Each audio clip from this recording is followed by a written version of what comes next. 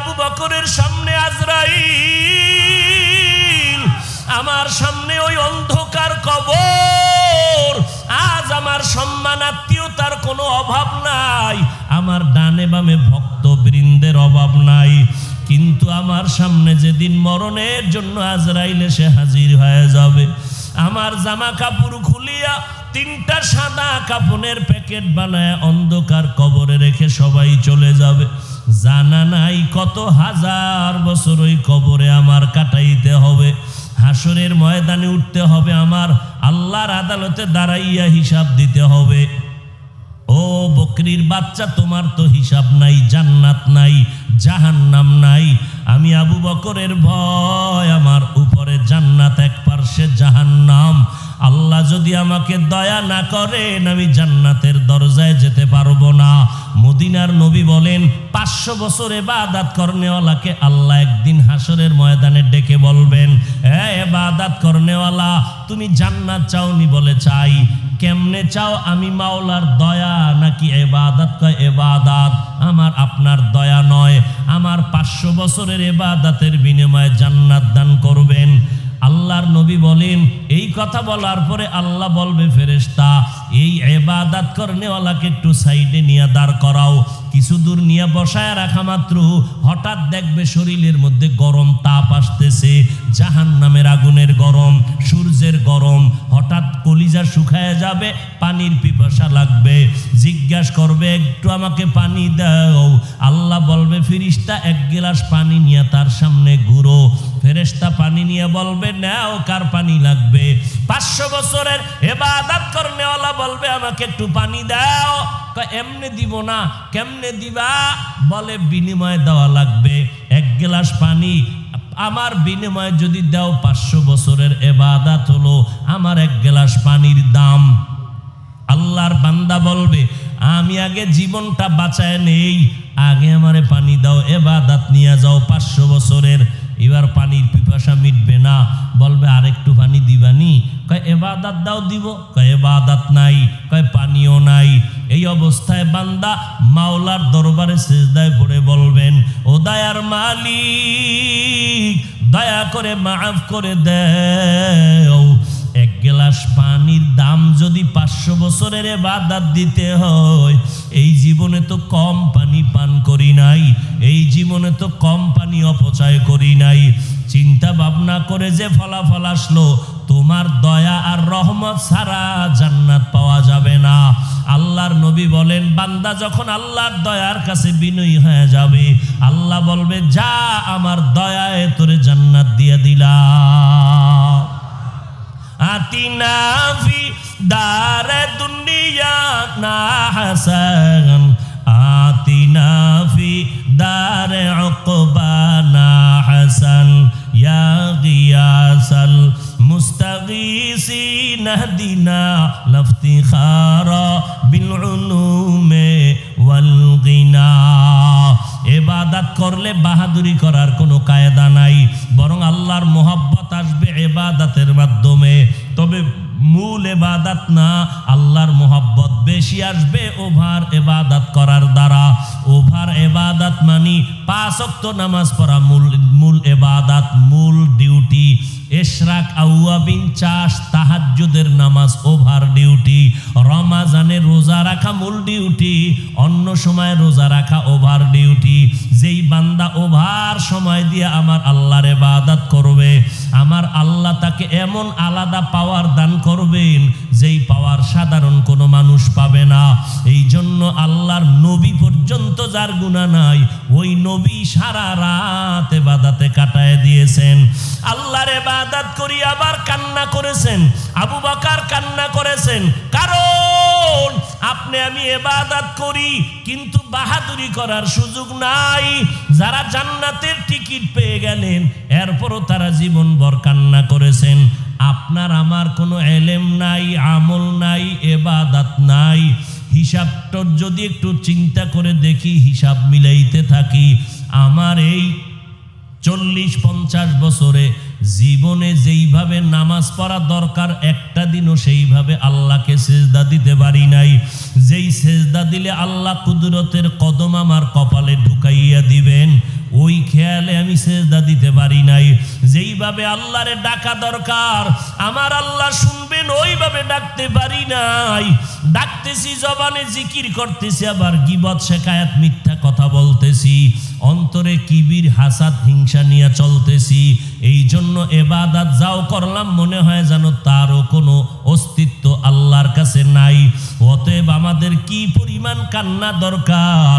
আম্মা জান আয়েশা রাদিয়াল্লাহু আনহা বলেন, ও নবীজি আমার রুমের মধ্যে বসে কান্না করতেছেন। আম্মা জান আয়েশা বলেন, নবী কেন আপনি কাঁদেন? আমি আয়েশার কোনো বেয়াদবির কারণে? আল্লাহর নবী বলেন, না আয়েশা তুমি কি বেয়াদবি করবা? আম্মা জান বলেন, নবী আমার 6 বছরে আপনার সাথে আমার বিবাহের বন্ধন হলো, 9 বছরে আমি আপনার ঘরে আসলাম। 18 বছর যখন আম্মা জানের বয়স, নবী দুনিয়ার থেকে বিদায় হয়ে গেলেন। আমার অল্প বয়সে না জানি আপনার সাথে কোনো বেয়াদবি হয়ে গেল।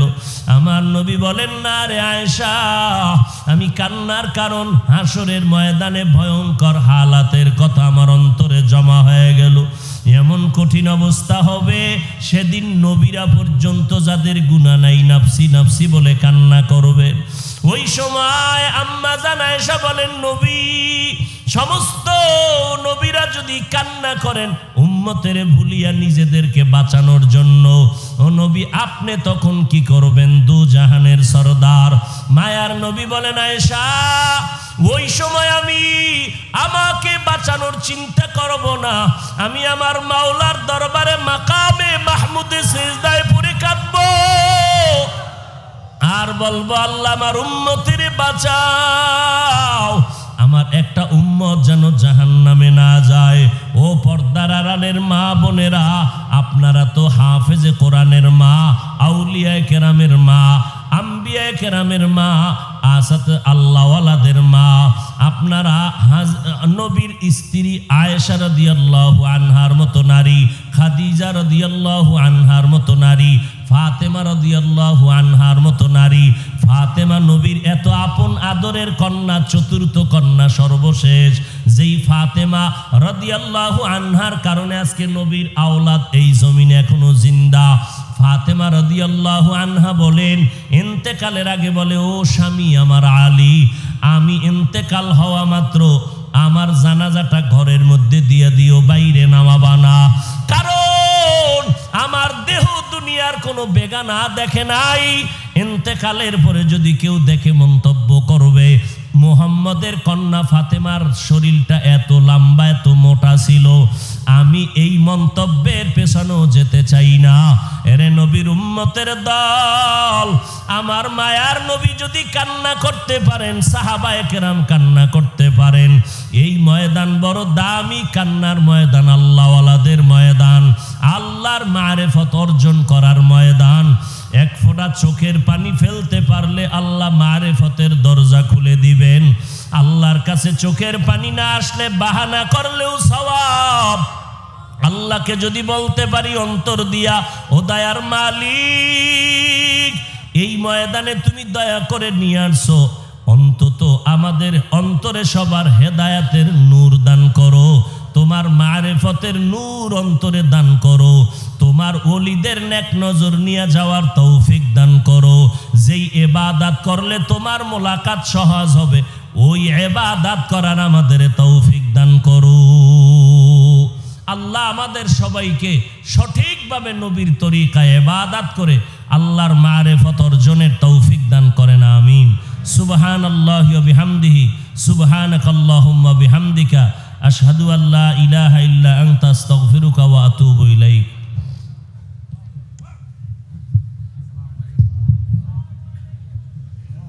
চাকরি করে 8 ঘন্টা ডিউটি, বেতন কত বলে 20,000 টাকা, এইটা মূল ডিউটি। কিন্তু একটা গরিব সন্তান 20,000 টাকায় ওর সংসার চলে না। চট্টগ্রামের শহরে ভাড়া দিয়া থাকে, ঘর ভাড়াও হয় না, 3-4টা বাচ্চা, চলে না তার পেট। 20,000 টাকায় 20,000 টাকার 8 ঘন্টা ডিউটি করতে গিয়াও ওই গরিব সন্তানটা আরো আলাদা ওভার ডিউটি করে। ওভার ডিউটি করার পর হঠাৎ করে মালিকের নজর পড়ে গেল, সবাই চলে গেছে, তুই কেন যাও না? কয় আমার টাকা লাগে আরো। কেন 20,000 টাকা তোরে দেয় কিনা? কয় দেয়। এরপর আমার হয় না, আমার ঘুম নষ্ট করি, আমি ওভার ডিউটি করি। মালিকের মনটা খুশি না বেজার? খুশি হইয়া কয়, আরে তুই এত কষ্ট করো, একটু জায়গা কিনার ব্যবস্থা কর। বলে টাকা পাবো কই? ম্যানেজারের বলে 2 কাঠা জায়গার টাকা এর দিয়া দাও। এই লোকটা আমার মোহাব্বতের গোলাম হয়ে গেছে। ওভার ডিউটি করার কারণে মোহাব্বত বেড়ে গেল, আর মোহাব্বতের হাদিয়ার কোনো সীমানা থাকে না। মোহাব্বতটা বাড়লো মূল ডিউটির কারণে না ওভার ডিউটির কারণে? ওভার ডিউটির কারণে। আল্লাহ ডাক দিয়া কয়, ও মুমিন, তুমি 5 বেলার নামাজ পড়ো, মূল ডিউটি। এটা বাহাদুরি না। বান্দা রমাজানে আসলে রোজা রাখে, এটা তোমার মূল ডিউটি, এটা তোমার কোনো বাহাদুরি না। তোমার ডিউটি করলে তোমার জান্নাত, না করলে তোমার জাহান্নাম। কিন্তু আমি মাওলার মোহাব্বত যদি বেশি পেতে চাও, তাহলে মূল ডিউটির পরে ওভার ডিউটি করবা। আল্লাহর খাস ওলি যারা, তারা ওভার ডিউটি করে করে জীবন কাটাইলেন। জান্নাতের টিকিট হাতে পাওয়ার পরে 10 জন সাহাবা, এত ইলমওয়ালা, তাকওয়াওয়ালা, আমলওয়ালা আবু বকর। আল্লাহ আবু বকরের এত ইলম, এত তাকওয়া দান করেছেন। জান্নাতের টিকিট পাওয়ার পর রাতের বেলা আবু বকরের ঘুম নাই, কান্নার আওয়াজ। আল্লাহর কাছে কাঁদে। নবী বলেন, আবু বকর